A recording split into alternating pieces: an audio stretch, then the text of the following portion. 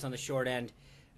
This morning, the president had a listening session with the attorney generals and the Fraternal Order of Police with the vice president to discuss law enforcement issues related to terrorism and inner-city violence.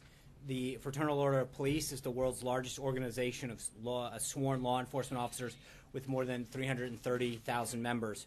They represent those who dedicate their lives to protecting and serving. They advocate for improved working conditions for law enforcement officers and for the safety of our communities. The president thanked the FOP leadership for their support and reaffirmed his pledge to have our back.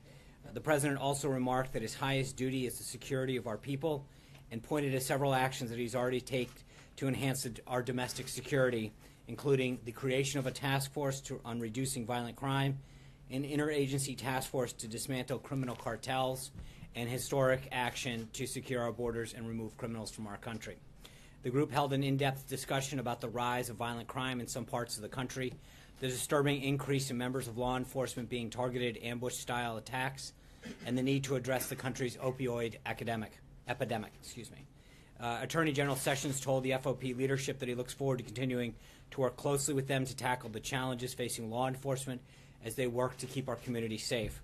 This afternoon, as I mentioned at the top, the president will sign an executive order on energy independence at the Environmental Protection Agency headquarters. The president strongly believes that protecting the environment and promoting our economy are not mutually exclusive goals. This executive order will help to ensure that we have clean air and clean water without sacrificing economic growth and job creation.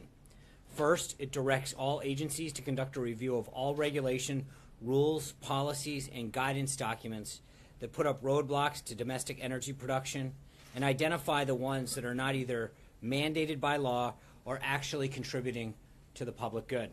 It also rescinds a number of the previous administration's action that don't reflect this administration's priorities. The full list is laid out in the executive order, which will be provided to you later today after the president signs it. Next, the order directs the EPA to take several actions to reflect this president's environmental and economic goals, including a review of the new performance standards for coal-fired and natural gas-fired plants that amount to a de facto ban on new coal plant production in the United States. This is great news for states like Wyoming, West Virginia, Kentucky, Pennsylvania, and others. Finally, the order establishes a directive for agencies to use the best available science and economics in their regulatory analysis moving forward. For too long, the federal government has acted like a barrier to energy independence and innovation. By reducing unnecessary regulatory obstacles, we'll free up American energy companies to responsibly use our vast energy resources, protecting the environment while creating well-paying jobs throughout the country. American electricity producers have already done an amazing job of adapting and utilizing new technologies to deliver clean power to the United States. Under President Trump, the federal government is going to acknowledge that progress and adjust its priorities accordingly. Moving on, later this afternoon, the president will meet with Secretary of State Tillerson and Secretary of Homeland Security Kelly. And this evening, the president and the First Lady will host a reception here in the White House for senators and their spouses. This will be the first time that President Trump has invited all current senators to the White House, and he looks forward to this opportunity, as well as to speak with some of the senators about the places where they can come together and make this country better. One of those places that he hopes to find common ground with Senate Democrats here tonight is the confirmation of Judge Neil Gorsuch to the Supreme Court. Yesterday, many Senate Democrats began declaring support for Senate Minority Leader Chuck Schumer's partisan filibuster of Judge Gorsuch. And as I've said, these senators if these senators get their way, this would be the first successful filibuster of a nominee to join the Supreme Court. Leading Democrats have lamented these tactics as recently as last year. Senator Schumer, in fact, wrote last year in an op-ed in the New York Daily News, and I quote, "At a time when Americans want to move forward, the last thing is a new recipe for gridlock at the Supreme Court." Democrat nominee Hillary Clinton said of the Supreme Court confirmation progress, quote, "It should not be an exercise in political brinksmanship and partisan posturing, and that nominees deserve a, quote, full and fair hearing followed by a vote." Senator Claire McCaskill of Missouri tweeted, "The Constitution says the Senate shall advise and consent, and that means having an up or down vote." So who are Senate Democrats going to enact this on an extraordinary lengths to block? It's an individual, frankly, who their body, including Senator Schumer, unanimously confirmed for a seat on the 10th Circuit not too long ago. This is a judge who received a unanimous, well-qualified rating by the American Bar Association, was a Harvard Law graduate who received the Edward J. Randolph Award for outstanding service at the Department of Justice. So it can't be their qualifications they're taking issue with. Judge Gorsuch isn't frankly a mainstream judge. Here are some figures and stats to point that out. Number one, in 98% of the cases in which he issued the opinion, he received the unanimous support of all of his colleagues. Second, in divided cases over the last 5 years involving both Republican and Democrat appointed judges, Judge Gorsuch sided with the Democrat appointed judge 1 in 3 times. When the shoe was on the other foot, when a Supreme Court nominee for a Democratic president went through the confirmation hearings and meetings with senators from both parties, neither Justices Kagan nor Sotomayor faced an attempted Senate filibuster. Both received Republican votes in support of their confirmation. In fact, during the Kagan nomination on the Senate floor, when Senator Harry Reid planned to file a cloture motion to bring Kagan to a vote, it was then Senator and now current Attorney General Jeff Sessions who stopped him and said, quote, "I have a high standard before I would attempt to block an up or down vote," and asked Senator Reid to proceed with a vote without the need for overcoming a Republican filibuster. Judge Gorsuch had met with most of the Senate Democratic caucus. He has gone through days of hearings and answered probing questions.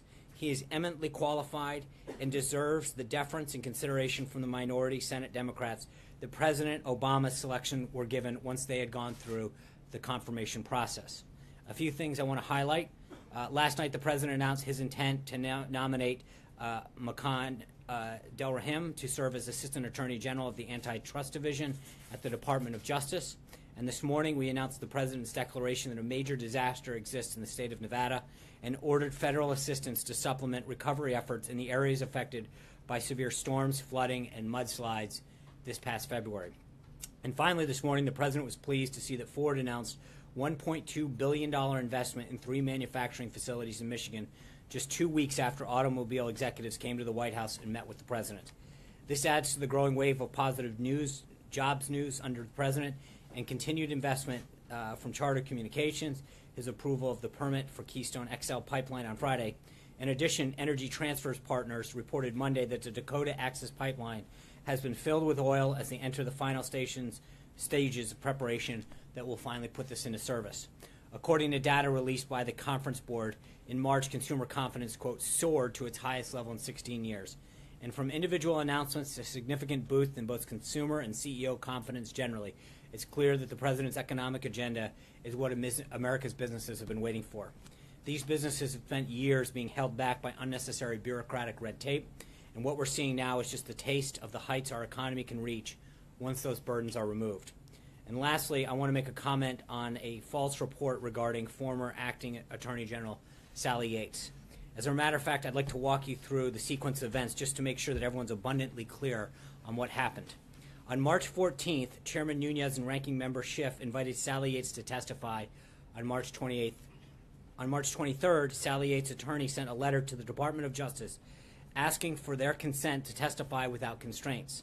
On March 24th, the Department of Justice responded that the president owns those privileges to discuss the communications they were requesting to talk about and referred them to the White House. Also on the 24th, Ms. Yates' attorney sent a letter to the White House counsel requesting that consent, specifically stating that if they did not receive a response by March 27th at 10 a.m., they would, quote, conclude that the White House does not assert executive privilege over these matters. The White House did not respond and took no action that prevented Ms. Yates from testifying. That's the story. That's what the documents show. And with that, I'm glad to take some questions. Of course you can, John Roberts. I'd like to follow on that because there are reports that even though the hearing that was set for the 27th was not scheduled, it was canceled by Devin Nunes to prevent this White House from publicly invoking a claim of executive privilege. Could you speak to that? I hope she testifies. I look forward to it. It was never, let's be honest, the hearing was actually never notified. If they choose to move forward, great. We have no problem with her testifying, plain and simple. The report in the Washington Post is 100% false. The letters that they frankly publish on their website all back up everything I just read. All of the letters are available on their website. I hate to give them the traffic. But the reality is that they specifically say, if you don't respond, we're going to go ahead. We didn't respond. We encouraged them to go ahead. But to suggest in any way, shape, or form that we stood in the way of that is 100% false. Brian. A couple of things you said earlier, a couple quick follow-ups. You said you want the agencies to use best available science. Does that mean there's going to be no further scientific research? You don't want to fund additional scientific research? And number two, what other issues do you like to see the president reach out to Democrats to tonight? So on the first one, best science is best science, and that's whatever's Available is what you said. right. Well, if it's not available, it's tough to use it. Just it's a matter of But is that practicality. a code for not using No, research? it's a code for it's got to be available. That's it, plain and simple. You shouldn't read anything into that, and I think the president will speak more to that at today's signing at 1:30, at 2 o'clock rather. I'm sorry. And as far as Democrats, And what do you I think there's a whole host of issues. I talked yesterday about health care. If they want to come together on infrastructure, tax reform, we'd love to have as much support as possible. Amen. Thanks, Sean. A couple questions. One on coal. Your actions today, the White House is saying that they're going to reverse President Obama's so-called war on coal. But a lot of people in the coal industry suggest that jobs are just not going to come back in that industry based on the way the industry has changed, technology and other things. Does this administration have an estimate of how many jobs will be created as a result of the actions it's taken today? I'm not aware of an estimate. I know that the president has already met with some of the coal miners the other day, and Senators Manchin and Capito in particular from West Virginia and others from Kentucky that were here when we did that EO signing a few days ago. I will tell you that from a mining perspective, the miners and the owners are very, very bullish on this. So the people who are actually in the business applaud this effort, believe that it will do a lot to revive the industry. It's obviously a private industry, so I'm not going to get into who does what, but I know that the industry itself said so. Steve, I'm sorry. On the Ford announcement, you just said that the announcement today comes 2 weeks after the automakers met here at the White House. Did the White House or the president do anything in that meeting that led to this Ford announcement today?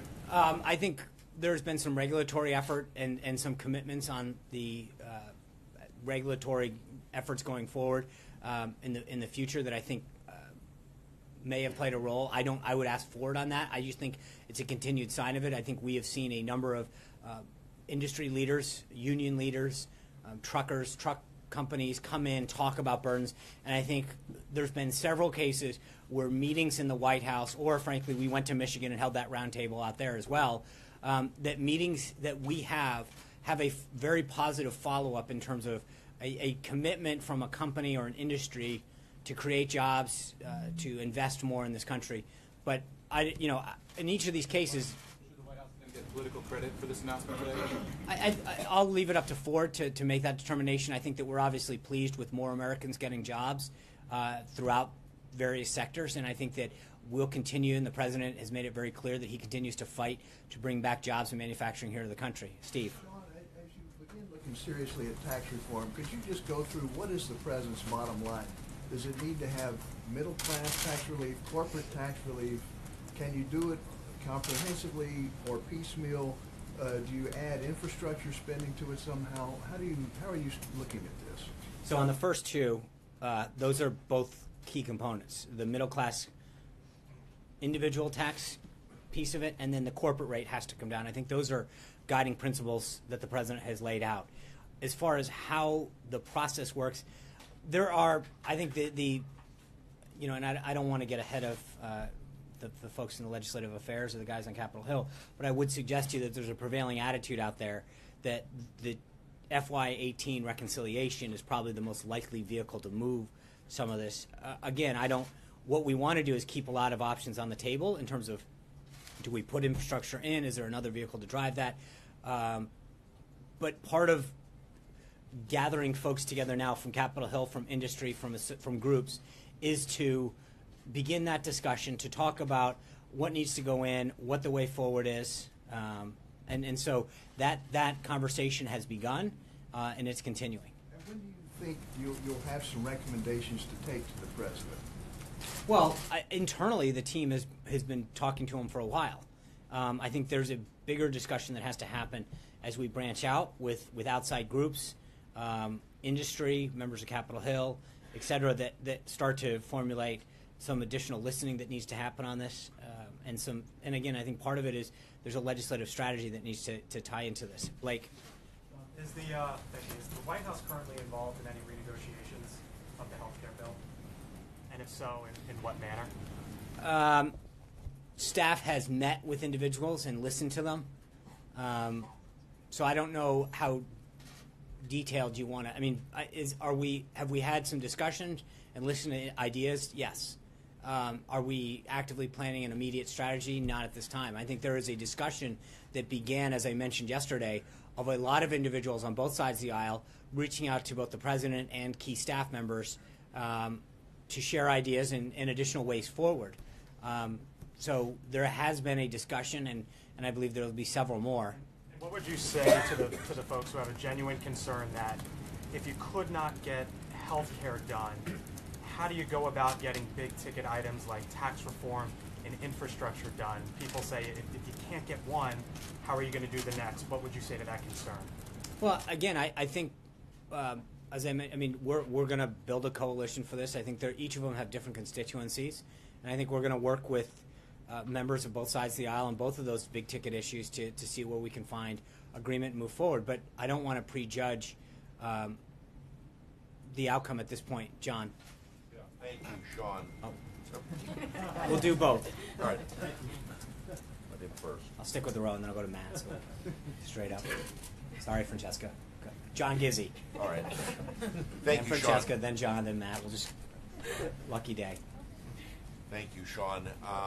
Just as a follow-up question on Blake's, did the president himself have any discussions with Speaker Ryan or Leader McCarthy or anyone over the weekend about health care and making an actual vote on the American Health Care Act? And one got the impression from Speaker Ryan today that he was going to try to pass this with Republican votes, which would contradict some of your statements about reaching out to Democrats all along. Has any of this come up with discussions between each side of Pennsylvania Avenue? So I think I talked yesterday. They have spoken a few times about different strategies, different ideas, different policy aspects to the bill. Absolutely. At least on at least 2, maybe 3 times they've spoken. And I know several of our staff members have also engaged in discussions again to talk about potential ways forward. So those conversations have occurred. I think that's what I mentioned to Blake. I mentioned some of it yesterday. And if we can find a way forward, we'll do it. But look, I don't think, just so we're clear, John, to your question, I'm not saying we've picked a strategy and we're going to go with this group or that group. I think the president several people reached out and expressed an interest. And the president's view is that he's willing to listen to them and hear what their ideas are. And, you know, I made a comment yesterday that was that, just so we're clear, we have, let's call it, 205, 207, somewhere in there, votes, right? Maybe 210, depending on what it is. The point that I made yesterday is to get to 216, to get to 218, depending on the day of the week, there are certain things that people want that would take what I think the president views as a very good bill that weren't worth doing it because they would make the deal bad. And so the question is, can we add the additional votes in ways that enhance the bill or bring people over that have been previous skeptics? But there's a way in which people are saying, hey, if you bring me on board with these 5 provisions, then I'm on board, in which either A, take people off the bill, or don't make it as strong and make it a bad deal. And I think that's the balancing act that has to happen. One is, can you add additional folks on without pushing additional folks off? And 2 is that in what you have to add to the bill, does it make it stronger or does it not? Because I think there are suggestions by some out there that have said we're willing to come along to the bill, but in doing so, it would make it a bad deal. And that's an important aspect. It's how do you take whatever that number is that we have now and get it up to 216 to pass without losing people and or making it a bad deal. So hold on, And Glenn. you I've already done with Republican votes, not Democrats. however we get there, John. Francesca. Thank you, Sean. Yesterday, you weren't able to tell us very much about Congressman Nunes' visit to the White House or to the White House grounds to view classified information last week. A Democrat on the committee today said that the White House would have known that he was here. The same Democrat also said that it looked like a criminal cover-up to him. my question to you is, have you learned any more information since we had this conversation yesterday about how he would have even gotten in and how he would have gotten cleared? And do you think that Congressman Nunes should recuse himself from being in charge of the Russia investigation at this point? Well, number one, on the latter part of that, it's not up to me. He's a member of the House. He's appointed by the Speaker. That is entirely up to the Speaker and the membership of the House of Representatives. We're not going to start commenting on that kind of stuff. I do think that he is running an investigation, which we asked for.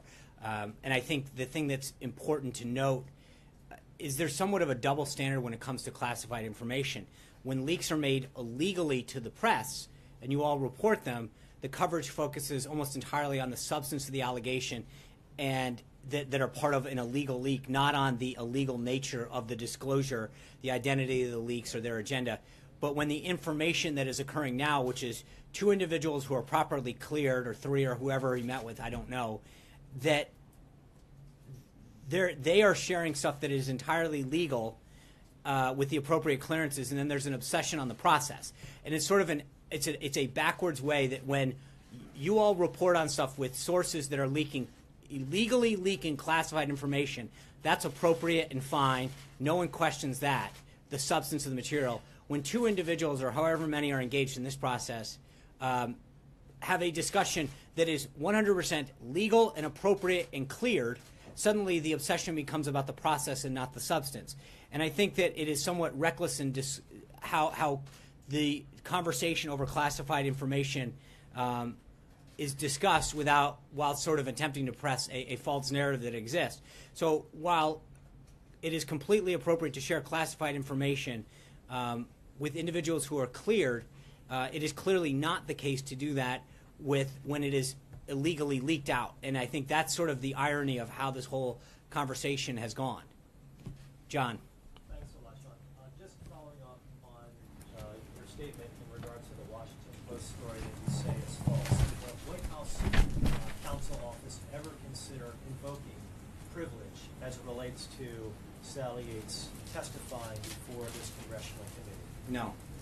And why is that? You certainly would be in a position to invoke privilege. After all, these were privileged communications between the acting Attorney General and the Executive Office of the President. That would fall. I know this would be a shocker, but again, part of it is that I think that we've been very clear that when you actually get to the bottom of the facts, every single person who's been briefed on this, as I've said ad nauseum from this podium, that they've been very clear that there is no connection between the president or the staff here and anyone doing anything with Russia. And I think that the view here was great. Go share what you know. So, no, and that's why the Washington Post should be ashamed of how it handled this story. It was 100% false. The letters that they actually published back up exactly what we're saying. That she was asked about this information. Their attorney asked the DOJ. The DOJ said that she had to ask the White House. They made it very clear, if you don't do this, we are going to go forward. We had no objection to her going forward. That's it. Hold on. Matt goes next. I get it. A little bit of an order here. Thank you. Just quickly following up on that, I have 2 questions on 2 Must be different the topics. Yeah, so we're taking what you're saying, that's as assurances that Chairman Nunes' decision to call off that hearing did not have anything to do with any pressure from the White House? No. Okay, thank you. On a different topic, we're seeing more states, Maine, Virginia, and Kansas specifically, moving to expand Medicaid under the Affordable Care Act, joining the 30-plus states that have already done that. What's President Trump's message to Republican legislators and legislators generally in those states now that the Affordable Care Act's future is so uncertain? I think there's a reason he explained to Congress, and especially members who have talked about entitlement expansion, why we should have passed this bill last week and why we need to address it now. This is a major issue. It's one of our talking points, so I hope they listen. So he opposes expansion in these states. I think he understands that the way that it was handled in terms of the able-bodied provision under that right now are leading to an implosion on that piece of the entitlement, and that there was an opportunity to refocus it and to push the money and a lot of the authority back to the states to best determine how to handle issues within their states, both in terms of high-risk pools and individuals that they wanted to cover. So frankly, the bill made it a much more states' rights program and a much more states' rights decision-making process in terms of how to care for the populations that they had to address. Cecilia. Thank you. Just a couple things on the Yates thing. So how and when exactly did the White House encourage her to testify? Well, the letter that her attorney sent literally says that if we do not receive a response by March 27th at 10 a.m., I will conclude that the White House does not assert executive privilege over the matters with respect to hearings or otherwise. I don't think you can be any clearer than that. And so you're saying now executive privilege does not... would No, not I'm not prevent- saying anything. I'm literally, that's what she wrote. The action was, if you don't act, then we will assume the following. Great. I don't think that you can read that any other way. It was I'm sure, a very talented, he is a very talented lawyer and wrote it specifically for it. We read it that way and chose to not act because we have no problem with her testifying, plain and simple. So executive privilege is not an issue for Sally Yates, would have not have been an issue for Sally Yates testifying. That's correct. Okay, thank you. And following up, one issue. You want to add? No, I don't, it's interesting. I mean, this is very clearly worded, and yet somehow you're asking me how to interpret that in any other way than literally reading plain English. Okay. Interpret something else for me. Does the president still believe that climate change is a hoax? I think you'll hear more today about the climate and what he believes. I think he understands. He does not believe that, as I mentioned at the outset, there's a binary choice between job creation, economic growth, and caring about the environment, and that's what we should be focusing on. I think at the end of the day, where we should be focusing on is making sure that all Americans have clean water, clean air, and that we do what we can to preserve and protect our environment. Is it April? April, go ahead. All right, thank you. Sean, don't seem so happy. You like, go ahead. Anyway, with all of these investigations, questions of what is, how does this administration try to revamp its image? 2.5 months in, you've got this Yates story today. You've got other things going on. You've got Russia. You've got wiretap, and you've got. No, we don't have that. You I know. Investigations on Capitol Hill. No, I get it, but you keep. I've said it from the day that I got here until whatever that there is no connection. You've got Russia. If the president puts Russian salad dressing on his salad tonight, somehow that's a Russian connection. But every single person. No, that's. I appreciate your agenda here, but the reality is. Oh no, hold on. No, at some point, report the facts. The facts are that every single person who has been briefed on this subject has come away with the same conclusion. Republican, Democrat. So I'm sorry that disgusts you. You're shaking your head. I appreciate it, but understand this: that at some point the facts are what they are, and every single person who has been briefed on this situation, with respect to the situation with Russia, Republican, Democrat, Obama appointee, career, have all come to the same conclusion. At some point, April, you're going to have to take no for an answer with respect to whether or not there was collusion. How do you change the perception of we're going to keep doing everything we're doing to make sure that what the president told the American people he was going to do, to fulfill those pledges and promises that he made, to bring back jobs, to grow the economy, to keep our nation safe. That's what he's been focused on since day one. We're going to keep focusing on that every single day. Comes Friday. Condi Rice did not support this president. She did not go to the convention.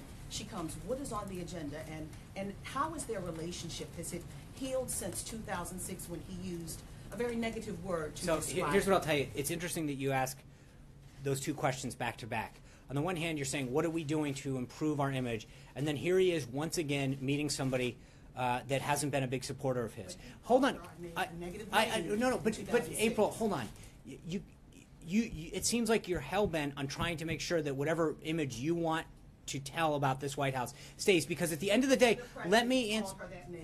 Okay, but you know what? You're asking me a question, and I'm going to answer it, which is the president. I'm sorry. Please stop shaking your head again.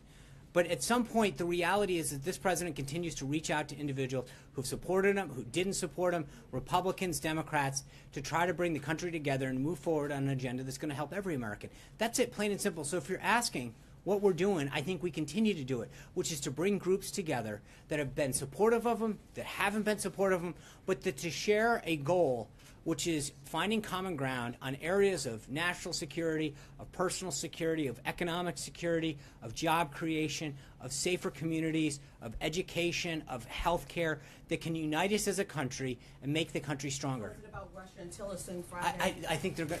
I'm not ready to when we're done with that. We'll see if we can have a readout. Hold on. I understand that. We're not at Friday yet. I will have a readout when that's done. I know the pool needs to get to the vans for the signing. Thank you. I'll be back tomorrow. We're going to do 5 days in a row this week, ladies and gentlemen. Thank you. Thank you, guys. Follow up on who allowed